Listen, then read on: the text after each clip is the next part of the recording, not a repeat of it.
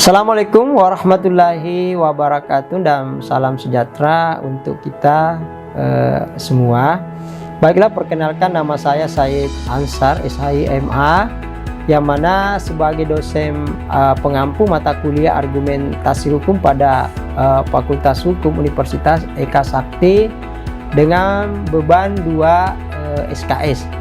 Nah, sebagaimana yang saya ajarkan dalam mata kuliah argumentasi hukum, yang mana berdasarkan rencana pembelajaran semester dengan berbagai capaian pembelajaran, yaitu diantaranya adalah bagaimana mahasiswa mampu dan memahami argumentasi hukum yang merupakan sebuah keterampilan ilmiah dan dalam rangka legal problem solving, ya, dan juga sebagaimana hasil analisis yang dituangkan dalam bentuk legal opinion. Nah, dan juga merupakan ciri khas setiap juris dalam rangka legal problem solving. Nah, jadi dalam serangkaian materi dalam pembelajaran argumentasi hukum itu diantaranya bagaimana mahasiswa memahami definisi argumentasi dan pendapat, dan ilmu hukum sebagai sui generis, dan logika hukum, bahasa dan hukum, logika dan argumentasi hukum, dan dasar-dasar dalam argumentasi hukum, dan juga serta memahami tentang norma, interpretasi, argumentasi, dan konstruksi, dan bagaimana mempraktikkan langkah-langkah pemecahan masalah hukum dan legal opinion. Begitu pula juga bagaimana metode mengajukan pertanyaan dan jawaban dalam argumentasi hukum.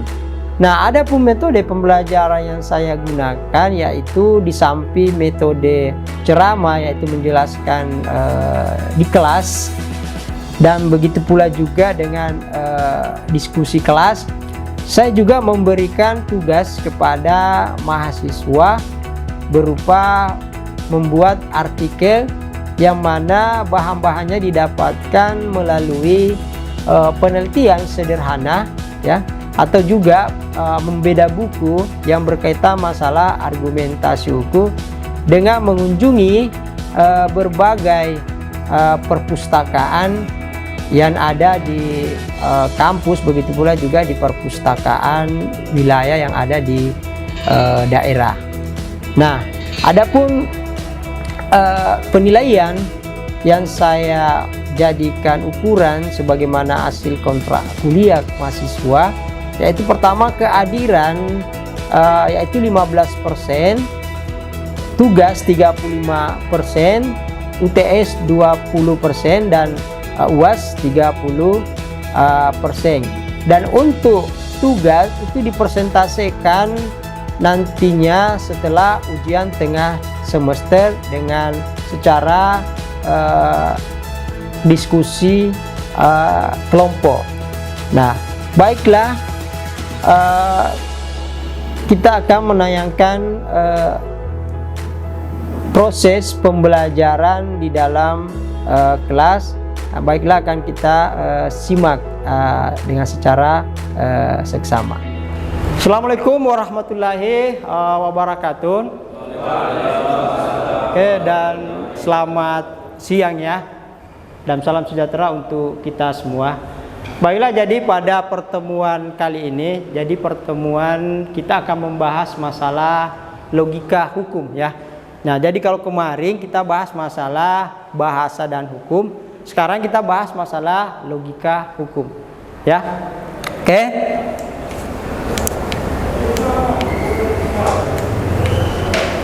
Jadi di dalam pembelajaran logika hukum atau pembahasan logika hukum ada beberapa yang kita akan bahas. Di antaranya itu adalah bagaimana kebutuhan logika bagi sarjana hukum. Nah, yang kedua nantinya kita juga akan bahas tentang bagaimana definisi logika, dan logika deontik, prinsip-prinsip logika, dan bagaimana seni dalam berlogika itu terakhir mungkin. Nah, Oke, baiklah. Jadi sebagaimana kita pahami bahwa di dalam kebutuhan, ya, kebutuhan khususnya saudara sebagai calon sarjana hukum, ya nantinya tentunya akan menjadi profesional di bidang hukum. Nah, di sini kita harus pahami apa sebenarnya atau bagaimana sebenarnya kebutuhan logika di dalam atau bagi sarjana hukum. Nah, kita lihat ya. Jadi dalam logika atau dalam hukum itu terjadi namanya dialektika, ya. Jadi dalam hukum itu ada namanya proses dialektika atau biasa dikatakan dialog, ya. Dialektika, dialog. Kalau dialektika itu bahasa yang diambil daripada Sokrates, berdialektika. Tapi kalau di dalam umumnya itu dalam keseharian itu ada berdialog, itu masuk dengan dialektika. Nah, jadi sebagaimana di dalam kebutuhan, ya, kebutuhan bagi sarjana bahwa dalam dialektika hukum, logika itu memiliki peran penting untuk dimainkannya. Nah, di sini. Nah, saya garis bawahi bahwa yang dimaksud dengan dialektika hukum, mengapa dikatakan dialektika hukum? Karena di dalam proses pemahaman hukum itu harus memerlukan namanya dialektika atau dialog, ya. Sehingga ketika saudara nantinya berbicara tentang hukum itu tidak didasari berdialog itu hanya berdialog semacam bebas, tapi ada dasarnya, yaitu adalah logika, ya. Jadi ketika orang berdialog berarti ada dasarnya logika. Nah, ya, sebagaimana di sini, ya. Jadi mengapa logika sangat berperan penting? Karena dia merupakan sebuah alat ukur, ya, atau bisa dikatakan alat ukur bagaimana mengukur sebuah kebenaran, ya.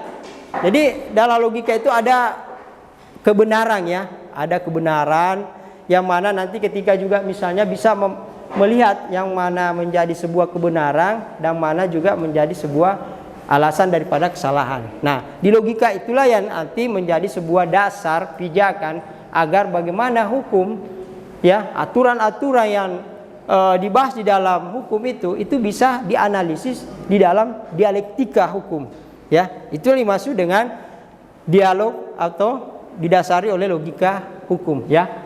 Itu bagi pentingnya sarjana hukum. Sehingga kesimpulan bahwa mengapa pentingnya logika bagi sarjana hukum, itu sangat penting. Karena kenapa? Karena tanpa dengan adanya logika, dialek tidak akan bisa berjalan dengan bagus, ya.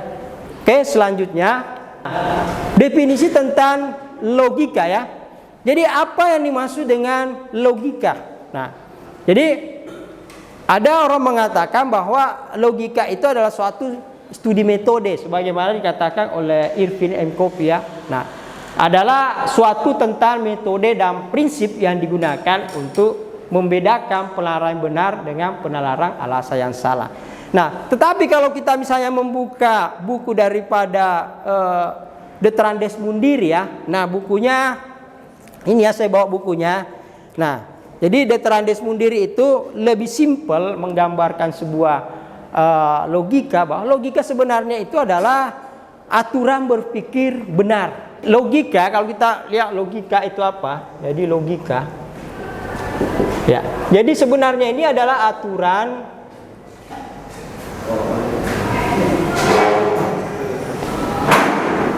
Nah, jadi logika sebenarnya itu kalau dasarnya, ya, kalau dasarnya etimologi itu adalah logos, ya, ilmu. Nah, tapi kalau di dalam buku Dr. Andes Mundiri, bahwa logika itu adalah aturan berpikir benar, ya, pada intinya di situ. Nah, sehingga mengapa logika dikatakan sebuah studi tentang metode atau prinsip yang digunakan untuk membedakan penalaran benar dan salah? Karena dia merupakan sebuah tolok ukur, ya. Tolok ukur berargumentasi, ya. Argumentasi itu adalah penalaran hukum. Nah, tentunya penalaran hukum itu harus didasari namanya logika hukum. Nah, bagaimana tentang seorang jaksa, seorang hakim, seorang kepolisian misalnya, ya, menangani masalah-masalah itu dengan didasari oleh argumentasi hukum, ya. Makanya melahirkan kalau di kejaksaan, di pengadilan ada namanya pertimbangan hakim, ada pertimbangan jaksa. Ya, sehingga pertimbangan-pertimbangan itulah nanti menghasilkan sebuah putusan, tentunya harus didasari yang namanya argumentasi hukum. Jadi saya kembali bahwa logika itu berpikir benar, artinya apa? Ketika saya misalnya bisa memberikan sebuah contoh, misalnya ketika saya mengatakan 1 tambah 1 itu sama dengan 2, ya. Nah, di mana kira-kira letak aturan atau kaidah yang mengatakan bahwa ini benar? Ada yang bisa jawab? Ada yang bisa berkomentar. Mengapa ini dikatakan sangat logis? Ya, kalau orang sering mengatakan logis itu adalah masuk akal, ya. Nah, itu. Tetapi kalau di dalam analisis logika, ya, maupun juga ilmu mantik, di situ bahwa logika itu adalah aturan berpikir benar. Nah, mengapa saya kasih contoh misalnya 1 tambah 1 sama dengan 2, yang aturannya itu adalah ini. Nah, ketika misalnya kita hapus, berarti apa namanya? 1, 2, 2. Misalnya saya hapus misalnya ini. Nah, apa namanya ini?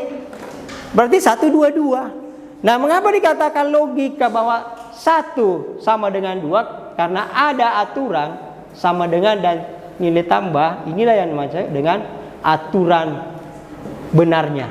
Itulah dimaksud dengan logika. Itu contoh sederhana daripada logika tersebut. Ya. Nah, saya kembalikan bahwa kenapa logika dikatakan sebuah prinsip, ya. Prinsip yang digunakan untuk membedakan penlarang. Karena logika itu penuh dengan asas atau prinsip-prinsip, ada metode, ya. Ada metode. Nah, sebagaimana di dalam logika kebenaran itu ada misalnya prinsip kontradiksi, ada prinsip identitas, ada prinsip mengambil jalan tengah misalnya, ya. Nah, itu kita bahas di pembahasan di prinsip-prinsip logika, ya. Nah, di situ dibahas bahwa yang dimaksud dengan prinsip dalam logika itu dikenal sebagai hukum, ya. Nah, artinya hukum berpikir itu meliputi hukum kontradiksi. Ada namanya hukum kontradiksi, ada namanya hukum identitas, hukum penyisihan jalan tengah, dan hukum cukup alasan. Nah, yang mana contohnya misalnya hukum dikatakan sebagai kontradiksi ketika sesuatu itu belum tentu benar di dalam ketika dia berlawanan. Misalnya pada saat A sama B, ya, belum tentu dua-duanya benar, ya. Belum tentu kedua-duanya benar dalam artian bahwa ketika B dan A pasti salah satunya yang benar. Apakah misalnya A atau B? Belum tentu di antara A dan B benar semua. Pasti ada satu ketika kita melakukan sebuah keadilan. Paham, ya? Nah, kedua yang dimaksud dengan hukum identitas, ya. Hukum identitas itu adalah kalau saya mengatakan siapa namanya? Wahyu. Kalau saya mengatakan Wahyu adalah Wahyu, bukan misalnya Fitri. Kalau ada nama Fitri sini ya tidak masalah, ya. Nah, jadi Wahyu adalah Wahyu, itu identitas. Atau saya katakan Wahyu sama dengan Wahyu bukan Fitri. Ya tentu Wahyu, karena identitasnya adalah benar bahwa benar-benar adalah si Wahyu bukan si Putri. Itu dimaksud dengan identitas, ya. Nah, itu, ya. Sesuai dengan peruntukan ya dirinya bahwa kalau memang A ya A, bukan B. A sama dengan A dan bukan B. Atau A bukan B tetapi sama dengan A. Itu namanya identitas, ya. Itu identitas. Nah, kalau penyisihan jalan tengah, ya, penyisihan jalan tengah, sorry ya, tadi ini penyisihan jalan tengah ya Nabi Musa, ya. Nah, kalau kontradiksi, yaitu belum tentu sesuatu yang berlawanan itu sama-sama benar. Pasti ada salah. Belum tentu, ya. Aturan-aturan itu belum tentu, misalnya dua aturan, pasti ada aturan yang lebih benar dibanding yang salah. Seperti misalnya, kalau misalnya Anda menemui sebuah aturan, mungkin Anda pernah belajar, ya, bahwa ketika terjadi dua aturan, saya kasih contoh misalnya undang-undang tentang ketertiban lingkungan atau ketertiban umum dan lingkungan misalnya, itu salah satu contoh. Nah, ternyata pasal itu atau aturan itu ada di peraturan daerah dan ada juga di undang-undang. Nah, kira-kira mana yang saudara lebih dahulukan? Belum tentu dua-duanya. Mana kira-kira? Apakah undang-undang atau peraturan daerah? Ini pernah saya jelaskan dulu. Mana yang lebih dahulu? Dan apa nama asasnya? Undang-undang. Mengapa? Alasannya kenapa undang-undang? Lebih tinggi dibanding peraturan. Apa asasnya? Bunyi asasnya apa? Lex itu spesialis khusus. Lex superior derogat legi impriori. Undang-undang yang lebih tinggi didahulukan dibanding undang-undang yang lebih rendah. Perda itu di bawah dibanding undang-undang sesuai dengan hierarki peraturan perundang-undangan. Nah, itu salah satu juga ya. Jadi ketika ada bertentangan, pasti ada salah satu yang kita ambil. Nah, sama tadi lex specialis derogat legi generalis. Kalau ada undang-undang sama-sama undang-undang, sama-sama ini undang-undang korupsi sama dengan undang-undang penggelapan, sama-sama undang-undang loh. Mana yang Anda pakai? Mana yang lebih khusus, penggelapan atau korupsi? Misalnya kasus korupsi nih. Mana yang lebih khusus? Khusus korupsi. Nah, itu dimaksud dengan lex specialis derogat legi generalis. Ya. Kalau misalnya ada yang lebih khusus, didahulukan dibanding yang umum. Ya, itu ya. Nah, kalau bagaimana misalnya ada lagi lex posterior. Lex posterior derogat legi a priori. Ya. Antara baru dan lama. Jadi kalau ada undang-undang sesama undang-undang, yang didahulukan adalah yang baru, bukan yang lama. Ya, misalnya dari undang-undang ini. Nah, lihat mana undang-undang yang terbaru dan undang-undang yang lama, mana yang didahulukan. Nah, itu namanya lex posterior derogat legi a priori. Undang-undang yang baru didahulukan atau mengalahkan undang-undang yang lama, ya. Itu ya. Itu jadi 3 asas preferensi hukum atau prinsip hukum itu bisa dipakai nantinya di dalam argumentasi hukum. Jadi argumentasi hukum itu sangat penting bagi baik hakim, jaksa, kepolisian dalam mengungkap kasus pelaku-pelaku misalnya. Ya, tentu harus melakukan ini logika-logika ketika diinterogasi. Ya tentu harus pakai logika. Kalau tidak, pasti tidak ada yang mau mengaku kan. Nah itu. Jadi inilah fungsinya logika hukum ya. Berfungsi semua. Nah itu tadi ya. Jadi ada 3 poin di dalam prinsip-prinsip tentang dasar-dasar logika di dalam hukum. Selanjutnya, logika deontik itu logika yang benar-benar dipakai di dalam hukum.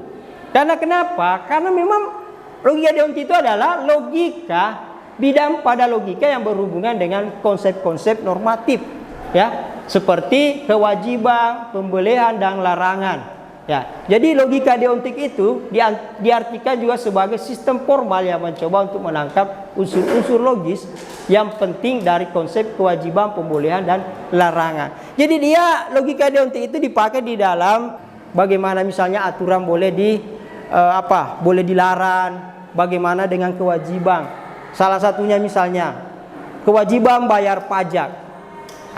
Itu logika itu. Jadi kalau kewajiban bayar pajak itu harus wajib bayar pajak. Kalau tidak, apalagi sekarang kan pelaporan SPT kan terakhir mungkinnya. Nah, itu semuanya harus bayar pajak karena itu kewajiban. Ya.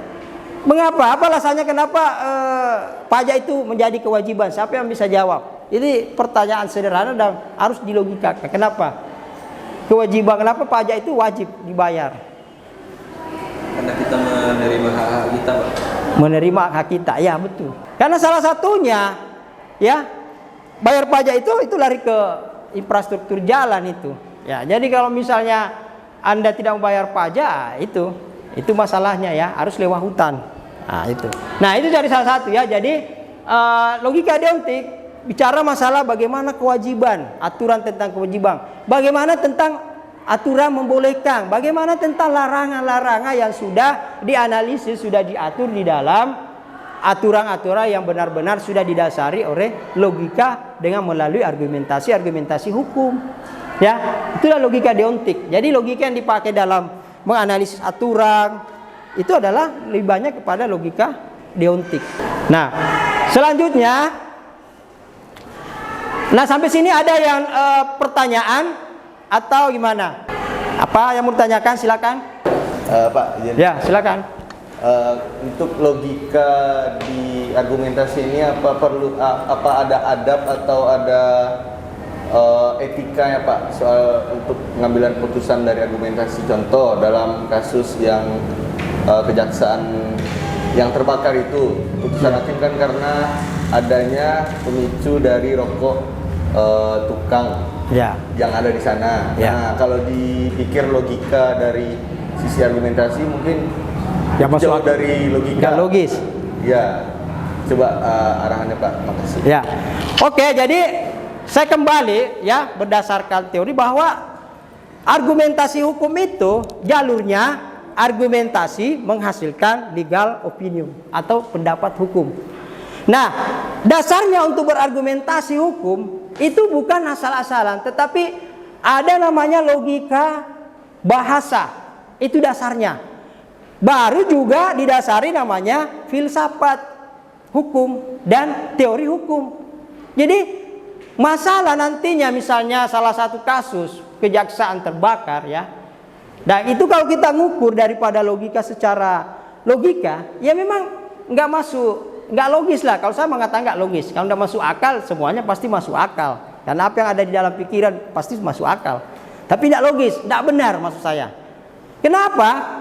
Karena kalau kita melihat daripada pendekatan etika, moral, filosofi, nah itu harus kita lihat bagaimana moralnya di situ, etikanya. Masa tukang membakar di kejaksaan atau merokok di kejaksaan? Bukannya di situ ada mengatakan dilarang merokok, kan gitu? Misalnya dilarang merokok, apalagi di ruangan yang benar-benar penuh berkas misalnya penting. Itu kan tidak logis itu. Jadi etika moralnya di mana? Secara filosofi moral, filsafat hukum moral. Sehingga kalau kita uji dari segi logika hukum dengan landasan filsafat moral, etika, itu tidak bisa dibenarkan kalau saya. Karena sudah jelas-jelas ada, kecuali kalau misalnya tidak ada di dalam kejaksaan itu mengatakan dilarang ini atau merokok, ini kawasan misalnya bukan kawasan bebas rokok dan sebagainya, itu boleh-boleh saja. Nah, tentu kita harus lihat juga. Jadi kita harus berdasarkan bukti. Ya, tetapi kalau secara keseluruhan dengan landasan filsafat moral, etika, yaitu tidak benar itu. Enggak benar itu kalau orang merokok baru banyak berkas. Artinya bisa dikatakan ada niat gitu. Jangan gitu logikanya. Kenapa Anda misalnya merokok di tempat banyak berkas? Apa maksudnya? Memang tidak ada tempat merokok di luar. Nah itu logika sederhana. Berarti diindikasikan, diduga ada sesuatu niat. Kenapa bisa dia merokok di situ? Itu tanda tanya. Kenapa Anda merokok di situ? Apa alasannya? Alasannya nanti lagi diburu, ditelusuri. Saya kira itu pertanyaan-pertanyaan seorang kepolisian tahu itu. Ya, menginterogasi seseorang itu bidangnya bagian polisi itu. Sehingga dia tahu dia. Oh ternyata begini dia. Ya itu ya. Sama kalau misalnya, kenapa Anda tidak kuliah? Saya sakit Pak. Oh, Anda sakit. Jam berapa sakit? Sakit jam siang. Ada surat keterangan dokter? Ada. Nah pada saat Anda sakit, jadi tanya jamnya berapa sakit, jam berapa Anda ke dokter, jam ini. Nanti disesuaikan. Benar gak dia sakit nih? Jangan sampai keterangan dokter dipalsukan atau gimana. Akhirnya ketahuan dia. Dengan sederet pertanyaan-pertanyaan. Karena di dalam filsafat hanya 4 pertanyaan bisa menangkap itu. Apa, siapa, mengapa, bagaimana, kenapa. Itu pertanyaan-pertanyaan itu bisa hasilnya nanti, oh ternyata 75% dia pelakunya misalnya gitu kan. Jadi kita tidak boleh. Jadi kita harus argumentasi hukum itu bukan hanya berargumen. Sebagaimana saya katakan pertemuan pertama, ada perbedaan antara pendapat dan argumentasi hukum. Kalau argumentasi didasari oleh logika dan bahasa dan teori dan filsafat, terutama ditinjau dari bagaimana filosofi tentang keadilan, tentang etika moral, tentang kepastian hukum dan sebagainya. Itu semua yang dianalisis di dalam filsafat hukum. Anda sudah belajar filsafat hukum kan? Sudah. Nah, di situ dibahas, di situ Anda pertanyakan nantinya bagaimana tentang filsafat etika moral tentang hukum. Nah, salah satunya tadi perbuatan itu, ya. Oke, jadi kita lanjut lagi ya. Terakhir ya. Nah, logika itu ilmu atau seni? Siapa yang bisa jawab? Logika itu ilmu atau seni? Pasti Anda melihat di atas. Ya, logika itu ilmu apa seni? Kapan dikatakan ilmu? Kapan dikatakan seni? Jadi logika itu bisa jadi ilmu, bisa jadi seni. Bukan dia cuma seni, bukan dia cuma ilmu. Kedua-duanya bisa dia logika itu. Ya, kalau di sini sebagaimana dikatakan seorang filsuf, ya. Filsuf itu orang yang seorang pemikir yang lahir sama Yunani klasik, yaitu filsuf. Ya, beda dengan filosof. Kalau filosof itu dia sudah punya guru. Kalau filsuf, sofis ya, itu filsuf sama dengan apa ya? Dia hidup di sama Yunani kuno, Sokrates dan kawan-kawan. Beda kalau sofis. Kalau sofis itu sebelum Sokrates, Yunani klasik. Ya, samanya Thales, Anaximenes, ya Heraklitus, Pythagoras dan lain-lain. Nah, jadi menurut filsuf abad pertengahan ya menanam bahwa gagasan tentang seni sebagai sekumpulan aturan di mana manusia mengarahkan tindakannya untuk melakukan beberapa pekerjaan. Oleh karena itu logika dianggap sebagai seni penalaran juga sebagai ilmu penalaran. Jadi seni itu bukan cuma ilmu. Kenapa logika dikatakan ilmu? Dia masuk di dalam kategori metodologi penelitian. Metode apa yang dia masuk di dalam epistemologi. Hakikat sebuah ilmu harus logika. Jadi ketika orang mau meneliti itu harus metode. Metode itu strategi. Strategi itu didasari oleh logika supaya benar jalannya. Paham kan? Jadi ilmu. Nah, kalau seni ya bagaimana mempergunakan seni tentang aturan-aturan, membuat aturan dan sebagainya, bagaimana menganalisis. Ya itu adalah seni juga. Atau biasa juga retorika. Retorika juga ada sangkuponnya. Retorika itu seni berbicara. Ya sama juga ya. Terakhir kayaknya ini ya. Mengapa harus belajar logika? Nih. Mengapa harus belajar logika? Ada yang bisa jawab? Ada yang bisa jawab? Mengapa kita harus belajar logika? Nah, jadi logika itu penting karena penalaran itu penting. Kecuali kalau Anda tidak mau berpikir, ya itu susah. Pasti Anda hidup, pasti berpikir. Nah, berpikir mana yang kita inginkan adalah berpikir benar. Artinya penalaran yang benar. Kedua, logika dapat memperdalam pemahaman kita tentang filsafat. Makanya kalau Anda mau belajar filsafat, pintunya itu adalah logika. Baca dulu logika, dasar-dasar logika, baru masuk filsafat. Ya, sama halnya. Jadi logika itu sangat penting karena bisa memperdalam pemahaman tentang filsafat. Nah, logika bisa dapat menyenangkan, melakukan logika seperti bermain, permainan atau melakukan teka-teki. Ya, jadi Anda teka-teki silang, isi ini berapa kotak, itu juga main logika. Ya. Karena kita tidak tahu di sini nanti ada yang menjadi polisi, mungkin ada sudah polisi mungkin. Ada yang jaksa, ada yang hakim, ada pengacara. Nanti Anda akan sadar ternyata dibutuhkan namanya argumentasi hukum. Jangankan itu, Anda nanti masuk PKPA ya, untuk jadi pengacara, advokat. Itu belajar argumentasi hukum loh. Pasti Anda dapat, argumentasi hukum pernah saya dengar dulu waktu kuliah. Ya di situ nanti masuknya. Karena seorang pengacara harus pintar berargumen. Seorang hakim mempertimbangkan keputusan, bagaimana caranya kalau tidak bisa berargumentasi. Apalagi pengacara, polisi, ya. Nah itu ya. Jadi itu semua ya. Jadi pentingnya logika hukum di dalam, baik di dalam ilmu maupun di dalam kehidupan sehari-hari. Oke? Tidak ada pertanyaan? Hanya itu saya cukupkan sampai di sini. Kalau ada kata-kata saya salah, dimaafkan. Kalau ada kata-kata saya benar, itu datanya dari Tuhan. Kalau kata-kata saya salah, itu datanya dari setan. Saya bukan Tuhan dan saya bukan setan. Saya manusia yang banyak kehilapan. Ya, oke.